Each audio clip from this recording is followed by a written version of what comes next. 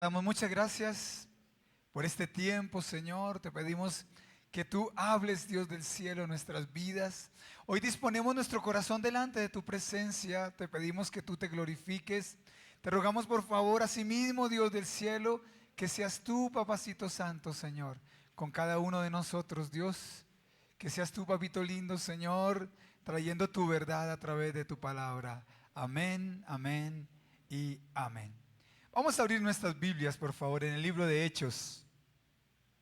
Y el capítulo 21.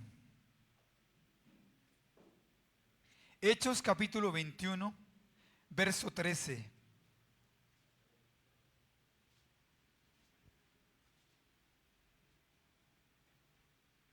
Padre, habla tu verdad, Señor. Habla tu verdad, Señor. Dame, Señor, tus palabras. Respalda tu palabra, tu pequeño siervo, Señor, te lo pido en el nombre de Jesús. Hechos capítulo 21, verso 13. Quiero ver las Biblias levantadas, por favor. Los que trajeron Biblia. Amén. Bueno, pretendemos que este número vaya aumentando progresivamente. Amén, porque si te pregunto, ¿cuántos trajeron celular? Estoy seguro que muchos de ustedes 2 celulares trajeron. Pero vamos a ir poco a poco inclinando la balanza hacia la Biblia. Amén. Gracias, Señor. Vamos a leer entonces en el nombre del Padre, del Hijo y del Espíritu Santo, Hechos capítulo 21, verso 13. Entonces Pablo respondió: ¿qué hacéis llorando y quebrantándome el corazón? Porque yo estoy dispuesto no solo a ser atado, más aún a morir en Jerusalén por el nombre del Señor Jesús. Wow. ¿Lo leemos nuevamente? Entonces, llorando y quebrantándome el corazón, porque yo estoy dispuesto no solo a ser atado, más aún a morir en Jerusalén por el nombre del Señor Jesús. Bueno.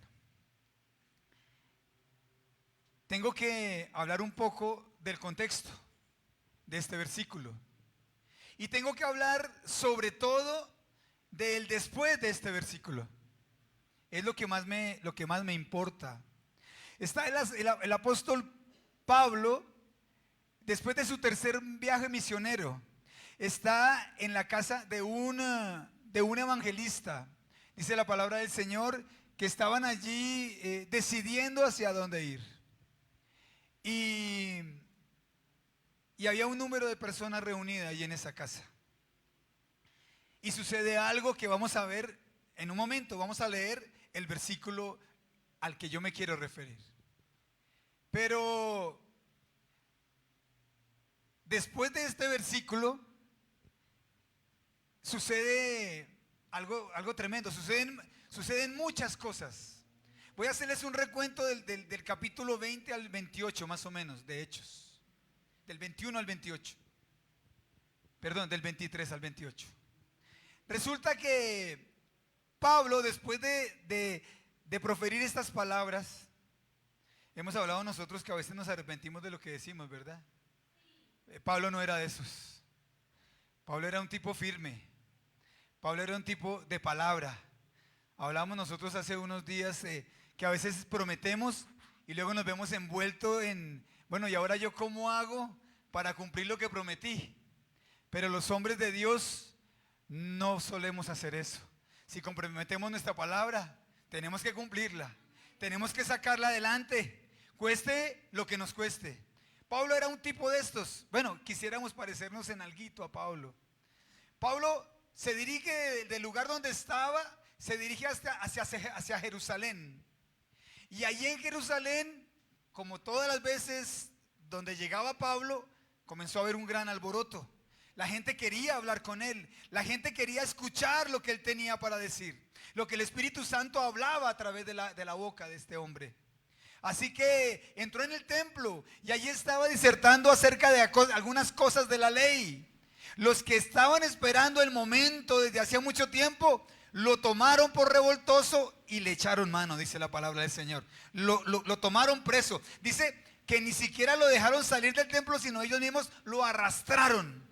Lo llevaron en rastras y lo sacaron del templo y lo sacaron de la ciudad. Inmediatamente cerraron las puertas. Pero allí no termina todo. Lo acusaron de muchas cosas, entre ellas de no seguir la ley. Miren esto por favor, no se me pierdan. Pablo es llevado ante diferentes tribunales como el Señor Jesucristo, en estos últimos 8 capítulos. Es llevado ante el concilio, es decir, ante los judíos. Y allí no encontraron nada contra él. Esa gente dijo, no, este hombre no le encuentro una razón para ser muerto. Fue llevado después ante el gobernador, ante Félix, y por último ante el rey Agripa. Y él ante todos ellos se defendió. Él era un hombre de mucha elocuencia, porque era un hombre sumamente preparado y además de eso sabía varios idiomas. Así que él se pudo defender ante todos. Por último, por ser ciudadano romano, él tenía una apelación que no tenían los judíos, y era ir directamente a Roma a defenderse. Listo, vamos para Roma. Pero lo llevaron preso. Y en un barco de carga que salía hacia Roma. Es decir, si ustedes ven todo el recorrido desde Jerusalén hasta Roma, un recorrido donde tuvieron que bordear toda la costa sur de Europa, parte del Asia y gran parte de Europa. Es decir, un recorrido de 3.200 kilómetros. Imagínate, si hoy en día un recorrido de 3.200 kilómetros es terrible en un gran crucero, imagínatelo en un barco de carga. Y habían 276 presos con él también. Pero miren lo que sucede. Todo el tiempo fueron 3 meses navegando. 3 meses navegando. Y estaba con cadenas. Lo habían atado a Pablo. Imagínate en un pequeño barco en esa época, ¿sí? Atado a otras 275 personas y con el temor de que esa cosa se hundiera. ¿Qué pensarías tú todos los días? ¿Qué pensarías tú todas las tardes? ¿Qué pensarías tú todas las noches? Yo me he puesto a pensar, a ponerme un poquito en el traje de Pablo, y la situación era compleja. Llegaron a varios puertos y durante el trayecto hubo una tormenta que duró 2 semanas. En esas 2 semanas, dice Lucas, que es el que escribe Hechos, porque ustedes ven todos los hechos narrados con Lucas haciendo parte como testigo de todo lo que sucedió. Dice Lucas que no abrió el cielo en las 2 semanas. Y fue tan terrible la situación que vivieron que no tuvieron tiempo de comer en 2 semanas. Todos los presos y todos los tripulantes trataron de achicar, es decir, de sacar el agua que estaba cayendo dentro del barco. 2 semanas en las que ellos estuvieron todo el tiempo en peligro de muerte. Finalmente llegaron a una isla que se llama la isla de Malta. Y allí los recibieron. Dice que los habitantes de Malta prendieron una fogata para darles calor. Y Pablo, ayudando a echarle leña a ese fuego, tomó una rama seca y una víbora se le prendió de la mano. Muchos dirán, oiga, pero qué tipo tan de malas, ¿no? Y otros decían, los que estaban con él allí en la isla de Malta, decían, este tipo es un homicida, este tipo es lo más malo que hay en el mundo. Todo lo que nos sucede durante el camino, y ahora una víbora, yo investigué el original y habla de una serpiente venenosa. No fue cualquier serpiente, fue una serpiente venenosa. Tan así sería que todos lo miraban atónitos. ¿En qué momento caía muerto? Cuando no cayó muerto, todos dijeron, este hombre es un Dios. ¿Cómo cambiamos de concepto así, no? Esos somos los seres humanos. Somos los seres humanos. En esa isla estuvieron algún tiempo. Pablo, como siempre, dice la palabra del Señor, que esos 275 presos fueron salvos. Él les predicó el evangelio. Y llegó a Malta, y el hombre que los hospedó tenía a su papá enfermo. Se estaba muriendo de disentería. Y Pablo fue y tocó a aquel hombre y fue sano y fue salvo. Finalmente, después de unos días, salieron de Malta y llegaron a Roma. Y allí tuvo que durar 2 años esperando juicio en una casa alquilada. Ni siquiera el gobierno romano le proveyó una vivienda. Ahora quiero que leamos el versículo hacia donde va todo esto. Miren todo lo que le sucedió al apóstol Pablo por predicar la palabra. Vamos por favor al mismo 21, pero unos versículos antes, verso 10. Dice: y permaneciendo nosotros allí algunos días, descendió de Judea un profeta llamado Ágabo. Miren esto, por favor. Es decir, estaban en la casa de Felipe y llegó un profeta llamado Ágabo y dijo: quien viniendo a vernos tomó el cinto de Pablo y atándose los pies y las manos dijo: esto dice el Espíritu Santo, así atarán los judíos en Jerusalén al varón de quien es este cinto y le entregarán en manos de los gentiles. Es decir, Pablo ya tenía una profecía que le decía: si usted va a Jerusalén a profetizar, si usted va a Jerusalén a predicar, le va a ocurrir esto y esto y esto. Pero miren lo hermoso que continúa. Al oír esto, le rogamos, estaba ahí Lucas incluido, nosotros los de aquel lugar, que no subiese a Jerusalén. Ahí viene el verso 13 con el que empezamos. Y Pablo respondió: ¿qué hacéis llorando? Hay otra versión que dice: no lloriquen y quebrantándome el corazón. Es decir, no hagan que mi corazón desista.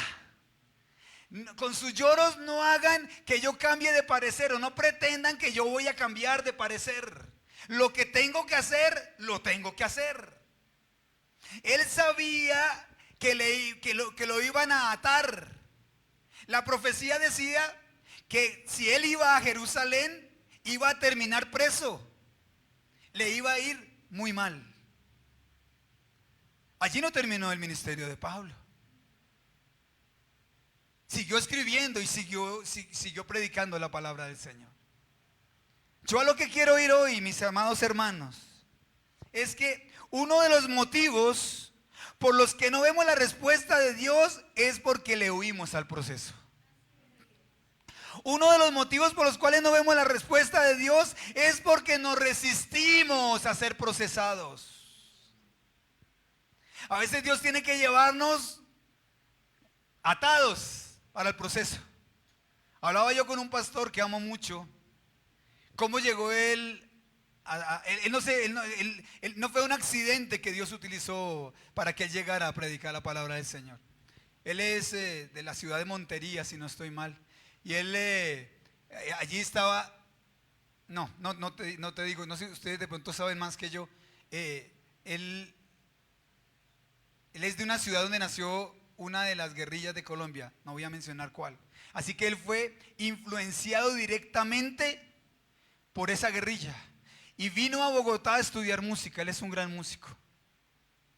Y dice que estando él en su cuento, como se hace en Colombia, me imagino que en muchos países, cómo se le va cambiando la mentalidad a los muchachos en las universidades. Él estaba en el cuento de que él iba a cambiar socialmente este país. Dice que él tuvo un éxtasis una noche en su cuarto y vio cómo un demonio lo cogió del brazo derecho y el otro lo cogió del brazo izquierdo y se lo llevaban para el infierno. Dice él, todavía, esto fue hace más de 45 años, dice él, esa experiencia la tengo vívida en mi piel todavía. Hay veces Dios tiene que llevarlo a uno amordazado hacia el proceso. Dice que él no creía en Dios, él era ateo, no de nacimiento, pero sí después por influencia. Él no quería saber nada de Dios, él tenía otra idea, pero Dios tenía un camino para él. Dice que cuando cuando lo llevan hacia el infierno, él no hacía sino pedirle a Dios perdón y decirle: Señor, ¿qué quieres que yo haga? Dime qué quieres que yo haga, pero no permitas que estos dos muérganos me lleven para el infierno. Tan pronto volvió otra vez en sí, en ese momento ya era cristiano, ya era pastor, ya predicaba, mejor dicho, estilo Pablo, así más o menos. A veces Dios tiene que llevarnos atados a la prueba. A veces Dios tiene que llevarnos atados al proceso, y aún así nos resistimos. Aún así huimos del proceso. ¿Sabes qué es huir? Es escapar. Eso es escapar. Pero con Dios nadie puede escapar. Esa es la gran diferencia. Pretendemos escaparle, pretendemos huirle, o en algunos casos, atentos por favor, quiero verlos a todos aquí mirándome, por favor, fijamente a mis ojos. A veces queremos hacerle más liviana la prueba a alguien. ¿Y tú quién eres para hacerle más liviana la prueba a alguien?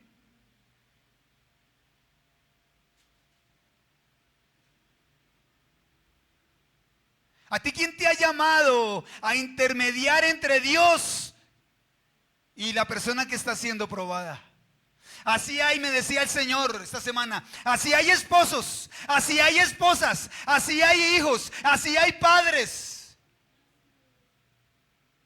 que quieren hacerle más liviano el camino a alguien y se pasan toda la vida llevándolo entre algodones.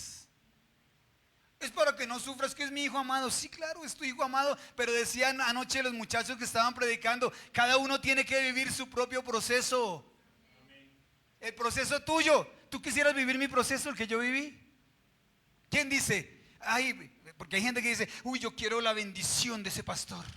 ¿Tú quieres pasar por lo que yo pasé antes de mi bendición? Yo te lo puedo contar. Alguna vez te lo conté a alguien de mi familia, decía: jamás me hubiera sometido yo a vivir entre cartones como un indigente. Nunca. Y yo puedo decir que viví 4 años entre cartones. Aún siendo pastor, aún predicando la palabra del Señor, pero necesitaba ser procesado. Necesitaba pasar por el proceso de Dios. Necesitaba entender muchas cosas. Necesitaba Dios mi corazón sincero. Para eso es el proceso, iglesia. Y no le podemos huir al proceso. Mira, dice el Salmo 139. Salmo 139. Miren esto tan hermoso. Es un salmo de David. ¿Quién conocía más a Dios que David? ¿Quién había sido procesado más que David? Miren tan hermoso que dice él: oh Jehová, tú me has examinado y conocido. ¿A quién no examina y no conoce Jehová? Él nos conoce absolutamente todo lo que somos, no solamente lo que aparentamos o lo que queremos mostrar. Alguna vez una prédica de Miguel tocó mi corazón por eso. Porque nos miramos a un espejo y ahí vemos exactamente lo que somos, pero a los demás le mostramos solamente lo que queremos. Con Dios no es así. Dios lo examina y lo conoce todo. Tú has conocido mi sentarme y mi levantarme. Has entendido desde lejos mis pensamientos. Wow, más profundo y más complejo el asunto, ¿no? Has escudriñado mi andar y mi reposo, y todos mis caminos te son conocidos. Él sabe cuando salimos de nuestra casa y hacia dónde vamos. Por eso un hombre de Dios, la esposa no necesita decirle: ¿dónde estabas? Tú sabes dónde estaba yo. Yo no tengo cosas ocultas para ti, mi amor. Es más, si te las oculto a ti, Él lo sabe todo. Amén. Por eso es una cuñita. Decía mi esposa en su prédica el viernes: cuando perdones, perdonas con el corazón y lo olvidas todo. El que perdona lo olvida todo. Toca la mano de la persona que está a tu lado, porque es que como están por familias, me interesa este ejercicio. Este es un ejercicio espiritual. Toma la mano de la persona que está a tu lado. A ver, Camilito, a ver, eso. ¿Quién más está por ahí? Que se tomen de la mano. Lilianita y William, eso, muy bien. ¿Quién más? Hay otros que están sin parejita. Ay, mira, Carol, por favor, quiero ver tu manito cogida. Vamos a huir del propósito de Dios. Si Dios tiene un propósito contigo, lo va a cumplir. Mira, si lo dice alguien que lo ha vivido, soy yo. 25 años, decía un pastor algún día, me pareció algo, o sea, como un símil que él utilizó. Cuando Dios pone tus ojos en ti, te suelta sus sabuesos y te persiguen hasta que te alcanzan. ¿Y qué tiene que hacer Dios para que tú hagas su voluntad? Lo que sea necesario. Lo que sea necesario. Tengo aquí dos frasecitas acuñadas, a ver si les gusta. Dios usa, esto lo digo a motus propio, con toda la experiencia del caso. De eso tengo mucha experiencia, les puedo hablar de eso horas. Dios usa la tribulación como un proceso con propósito. Dios usa la tribulación como un proceso con propósito. Es decir, tú no sufres en esta vida porque sí. Y miren la otra. Dios jamás desperdicia nuestro sufrimiento. ¿Qué tal eso? Dios nunca desperdicia nuestro sufrimiento. Nuestro sufrimiento tiene un propósito delante de Dios. El propósito más grande que yo veo que Dios tiene con nuestro sufrimiento es nuestra salvación. Porque Él, antes de nuestro bienestar, prefiere nuestra salvación. Él prefiere verte pobre pero salvo. Uy, pastor, eso sonó fuerte. Díselo a la persona que está a tu lado. Él prefiere verte pobre pero ser salvo. Dale un aplauso al Señor por eso. Aleluya. Miren esto. Él prefiere verte enfermo pero salvo. Es tanto su amor que Él utiliza nuestro sufrimiento para nuestro propio beneficio.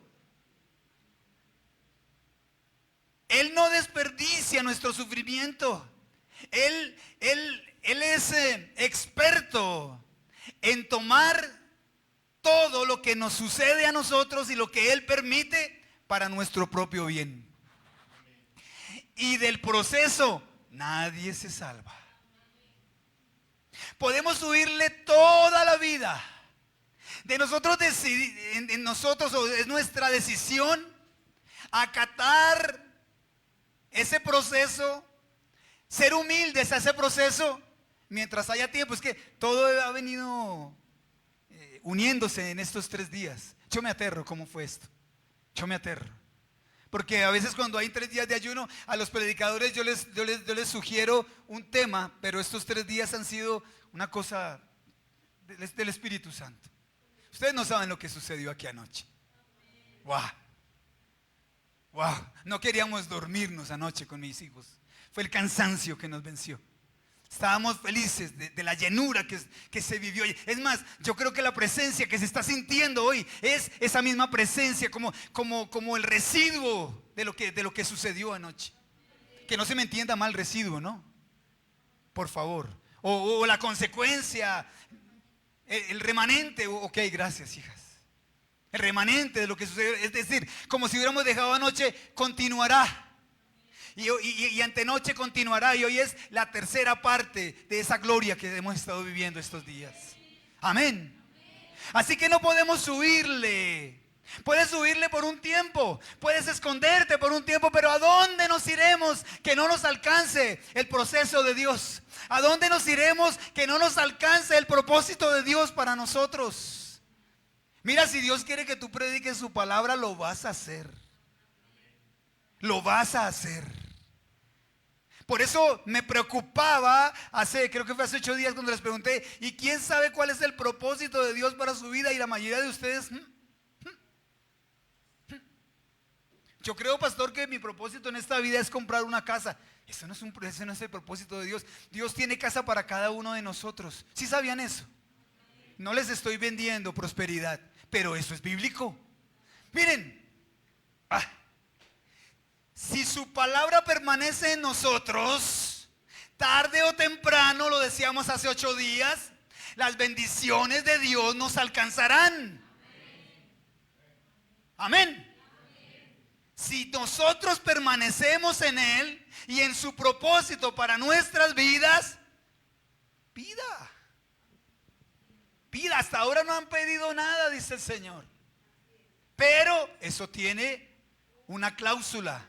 Y se llama, lo que nos hacen firmar cuando nos cambiamos de operador de telefonía, se llama una cláusula de permanencia. Pero a los 3 meses no te puedes cambiar hacia otro operador. Al año no te puedes cambiar hacia otro operador. El operador divino tiene una cláusula de permanencia de por vida. Solo así puedes recibir la bendición de Dios. Solo así, cuando tú hagas un análisis, un balance de tu vida dentro de 5 años, tu vida no va a ser la misma. Dentro de 10 años, tu vida no va a ser la misma. Dentro de 15 años estaremos viviendo cosas maravillosas porque permanecimos en Dios. Aleluya. Esa es la cláusula, permanecer en Dios. Debo permanecer en Él.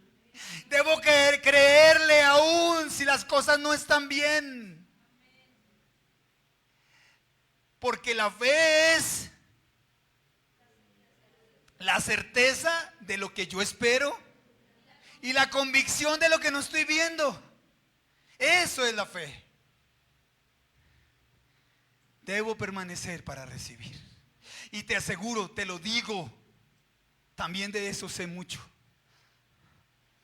Cuando yo decido seguir a Cristo y me entrego en mi totalidad, en todo mi ser a Él, Él se encarga de levantarte. Él se encarga de darte. Él se encarga de suplir tus necesidades. Él se encarga de darte las cosas aún más pequeñas que tú necesitas. Pero tengo que permanecer en Él. Pero tengo que honrarlo y ponerlo a Él primero. Él tiene que ser el primero en mi vida. Hay una cláusula de permanencia. Amén. Gracias, Señor. ¿A dónde huiré de tu presencia? Dice, ¿y a dónde me iré de tu espíritu? ¿Y a dónde huiré de tu presencia? Huir es alejarse deprisa, alejarse rápidamente para escapar. O huir es terminar. Y yo decía, esto lo dice la Real Academia de la Lengua, pero en términos espirituales esto no es posible. Con Dios yo no puedo escapar. Con Dios yo no puedo dar por terminada nuestra relación. Imagínate eso. Decirle, Dios, a partir de hoy doy por concluida mi relación. Ya no soy más hijo tuyo. Y me dice la palabra del Señor que cuando tú entregaste tu vida al Señor, tienes un sello. Y ese sello es indeleble. Tú te puedes condenar. Miren esto. Tú te puedes condenar. Pero es tu decisión condenarte porque tú eres hijo de Dios. Tú eres hijo de Dios. ¿Tú has escuchado te has puesto a analizar últimamente, lo he hecho mucho, la oración que hacemos cuando recibimos a Cristo en nuestro corazón? La hacemos. Bendito Señor, yo te pido por favor que me recibas como tu hijo, que tú seas, Jesús, mi único y suficiente Salvador. Escribe mi nombre en el libro de la vida y no lo borres jamás. Mira, dale vueltas a lo que yo estoy diciendo. ¿Sí? Y muchas veces decimos, Señor, y si es posible, Dios del cielo, cuando estamos en ese momento de éxtasis espiritual, cuando todo lo creemos, cuando creemos que todo es posible, cuando salimos de aquí, mejor dicho, viendo a Satanás así de chiquitico, decimos, y Señor, y si es posible, rompe mi vasija y hazla de nuevo. Ay, bendito Dios. Dios es especialista en triturar, ¿sí sabían ustedes? Si es necesario, nos tritura en piezas pequeñas. Si es necesario, nos convierte en polvillo. Si es necesario, luego agrega agua a ese polvillo y nos vuelve a amasar nuevamente. Y si es necesario, nos hace 10 veces. Y si es necesario, nos hace todas las veces necesarias hasta el día de nuestra muerte. Les contaba yo cómo amasan el barro allí en el Tolima. Cogen con la mano y cuando el barro está muy duro, entonces hacen lo que hace Dios a veces. Lo ponen a uno debajo y lo amasan con el pie. A veces, ¿a quién lo ha amasado Dios con el pie? A ver. A mí me amasó con el pie. Y yo creo que saltó sobre mí. ¿Y quién se buscó eso? Yo. Porque yo pretendí huir de la presencia de Dios. Yo pretendí huir, escapar al llamado. Y de Dios nadie se escapa, iglesia. Del proceso nadie se escapa. Pero yo te voy a decir a Olga algo que no pretendía decirlo en esta prédica. Lo más impactante de todo esto, hablamos de que Dios utiliza el proceso y utiliza el dolor para nuestro beneficio. Claro que sí, iglesia. Después te das cuenta lo que ha hecho Dios, lo que Dios tenía para ti y que tú siempre te rehusaste a recibir. No quiero, no quiero vivir una vida tranquila. Prefiero vivir la vida de zozobra que vivo en el mundo. Aquí hay gente que llegó a la iglesia porque los iban a matar. No, Ivancito. Aquí llegó mucha gente, o llegamos mucha gente a la iglesia que no teníamos ni con qué comer. Llegamos a los pies del Señor.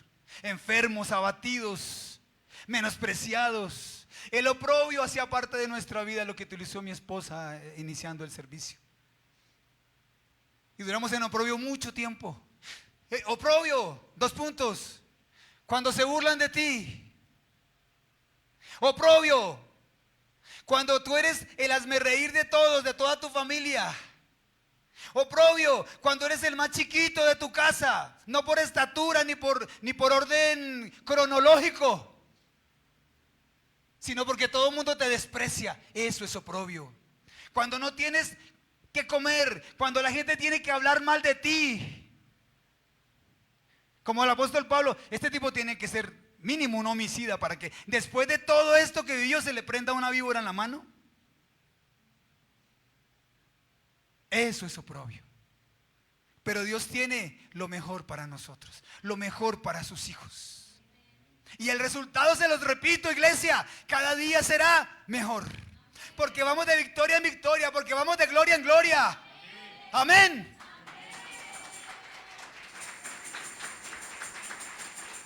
Porque nuestra fe va creciendo.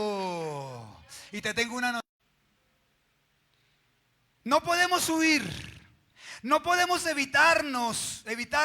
No podemos alejarnos, ni mucho menos dar por terminado lo que Dios tiene para nosotros. Porque el propósito de Dios es nuestro proceso. Jonás huyó en la dirección contraria.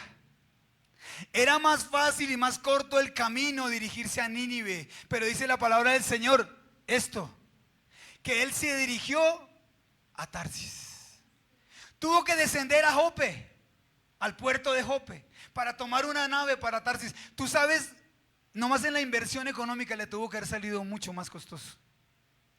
Porque se distanció de la voluntad de Dios 900 kilómetros. ¿A dónde huiré yo de tu presencia, Señor?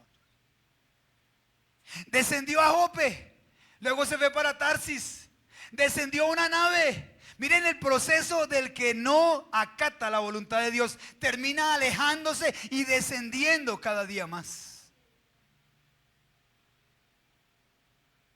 Descendió a la parte baja de la nave. Terminó, nos vamos a vomitar exactamente en el lugar que Dios quiere. Es decir, vamos a hacer una cosa, hijo mío. Vamos a comenzar de nuevo. Vamos a comenzar de nuevo. Y cuando ya estás llegando a buen puerto, cuando ya estás llegando, cuando ya estás siendo procesado, nuevamente quieres abortar el proceso. Y Dios no tiene ningún inconveniente en decir, hijo mío, comencemos de nuevo. Jonás tuvo que hacer la voluntad de Dios, ¿sí o no? Finalmente tuvo que reconocerlo. Mire, dice, a mí ese capítulo 2 creo que es, hija, cuando él habla acerca, cuando Jonás se arrepiente y dice todo lo que tuvo que reconocer. A mí ese capítulo, yo de cuando en vez lo leo.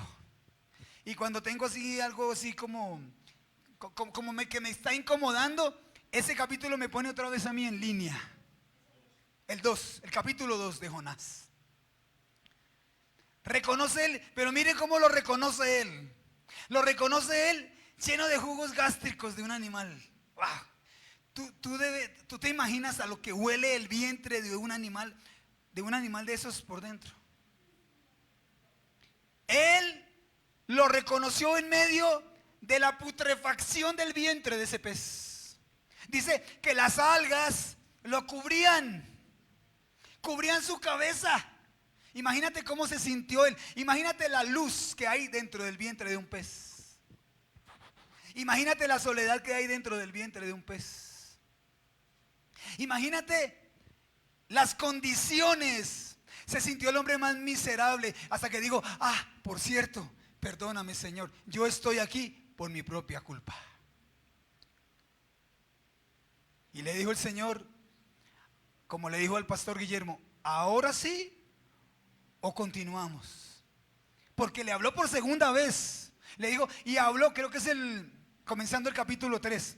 Léamelo alguien, me parece que es.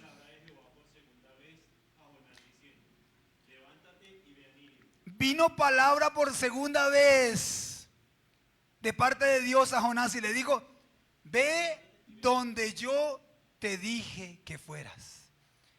Y si vieron lo que hizo Jonás, y no lo hizo riendo ni saltando, lo hizo a disgusto, pero lo hizo. Yo quiero hacerte una pregunta hoy. ¿De cuántos procesos has huido? Pastor, no, yo creo que no, yo te digo que sí. El Señor me mostraba cristianos de esta iglesia. No me mostró los rostros, sino yo sabía que eran cristianos de esta iglesia. Vociferando, peleando con Dios, inconformes con Dios, buscando otras opciones. Yo sé, nadie me lo ha dicho, iglesia. Yo le he pedido a Dios, hay 4 cosas que le he pedido a Dios. Llevo tal vez 10 años pidiéndole a Dios: gracia, unción, discernimiento y sabiduría. Gracia, unción, discernimiento y sabiduría. A eso me he dedicado los últimos 10 años tal vez. No tengo exactamente la fecha. De pronto voy a buscar entre mis apuntes porque lo tengo escrito. Y hay una cosa que se llama discernimiento de espíritus, que Dios se lo regala o Dios se lo presta a algunas personas. Y en medio de ese discernimiento, Dios me ha podido dar a mí muchas cosas que suceden en los hogares. Yo a veces, y tengo que corregir eso, no sé si a veces me quedo mirando fijamente a alguien. Sí, no te estoy viendo cómo vienes vestido. No. Si te maquillaste de una forma o de otra, es porque Dios me está presentando una película a veces. Y Dios me mostraba hogares en los que hay una discrepancia de conceptos. Miren esto. Una discrepancia de conceptos en un hogar que lleva viniendo aquí a la iglesia 7, 8, 10 o 20 años. No puede ser tal. No puede ser que el esposo quiera, como decimos vulgarmente, abandonar el cuadrilátero y la esposa esté todo el tiempo tratando de, papito, vea, papito, ¿qué quiere, papito? Pero vamos a la iglesia, papito. ¿Sí? Eso es querer abandonar el proceso. Cuando todo te duele, cuando eres susceptible, cuando cuando esté el gran juicio de Dios a las naciones, cuando todos tengamos que comparecer ante sus tribunales. ¿Y usted por qué no volvió a la iglesia? Cobarde.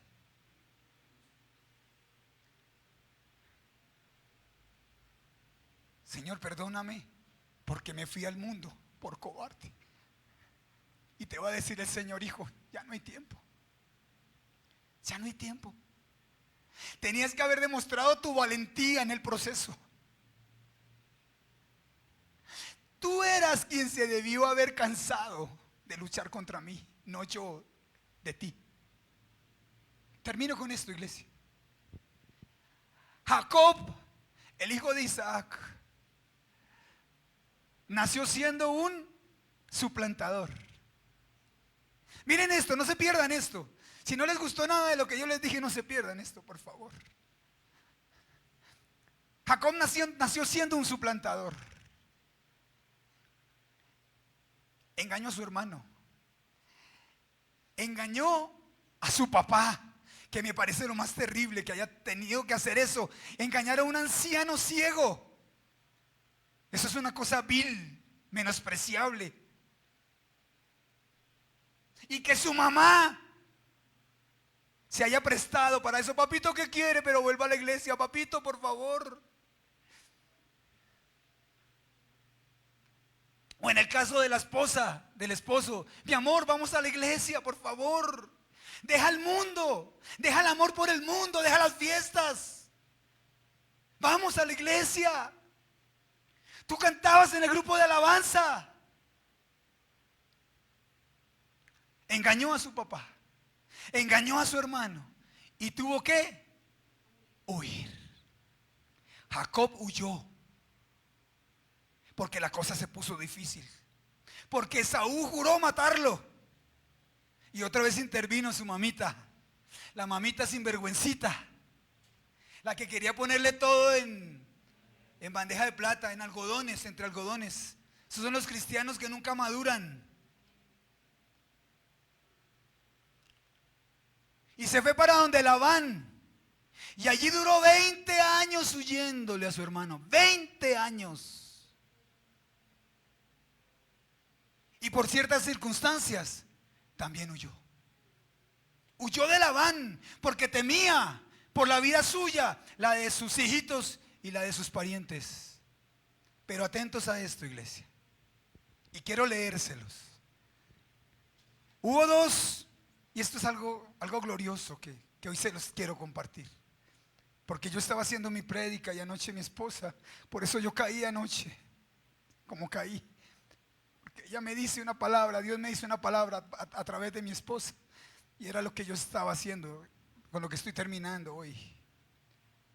Jacob tuvo dos lugares. Jacob tuvo dos lugares. Uno de ellos fue Betel. Está en Génesis capítulo, no lo vayan a buscar porque no quiero que se me pierdan, por favor, ni lo vayas a poner acá. El primero de esos dos lugares fue Betel. Que está descrito en Génesis capítulo 28, verso 15. Y le dice Dios, cuando él venía huyendo, la primera vez que él huyó, estaba huyendo de Esaú. Porque no te dejaré, le dijo Dios, hasta que haya hecho lo que te he dicho. No te dejaré. Puedes huir el resto de tu vida, pero no te dejaré. Puedes huir el resto de tu vida, pero cumpliré mi propósito contigo. Y su segundo lugar fue Peniel. Cuando venía huyendo de Esaú, cuando se iba a encontrar, cuando venía huyendo de Labán y se iba a encontrar con Esaú. Después de 20 años, no se veían hace 20 años. Esaú había jurado matarlo y se encuentra con su segundo gran lugar, que es Peniel. Génesis capítulo 32, verso 28. Allí Jacob ya había sido procesado. Allí Jacob ya se había cansado de huir. Se había cansado de huir delante de Dios todos los procesos. Él le huyó al proceso con Esaú. Él le huyó al proceso con Labán. Y allí, cuando él tuvo el encuentro con el varón de Dios, ya no habló Dios, habló Jacob y le dijo: no te dejaré si no me bendices. Me cansé de huir. Ahora soy yo el que te atrapo. Ahora yo soy el que te cojo. Ahora yo soy el que no te va a dejar ir. Y Dios tuvo que tocar el encaje de su muslo para que él lo soltara. Le escuchaba yo a alguien una palabra tan linda que Dios me regaló esta semana. Y esa persona decía: no te fíes de alguien que no cojea. No te fíes de alguien que no cojea. Es decir, no te fíes de alguien que no ha sido procesado. Porque todo el que ha sido procesado queda cojeando de algo. Todos los que hemos sido procesados tenemos una marca indeleble. Yo por eso te puedo decir, iglesia, que no podemos huir del proceso de Dios eternamente. Yo por eso te puedo decir que en mi corazón yo amo a Dios, pero también le temo a Él. Y esa fue la marca que Él dejó en mi corazón. Hasta que tú mismo no decidas, hasta que tú mismo no te canses de huirle al proceso y te tomes de Dios y te aferres a Él, vas a seguir huyendo el resto de tu vida.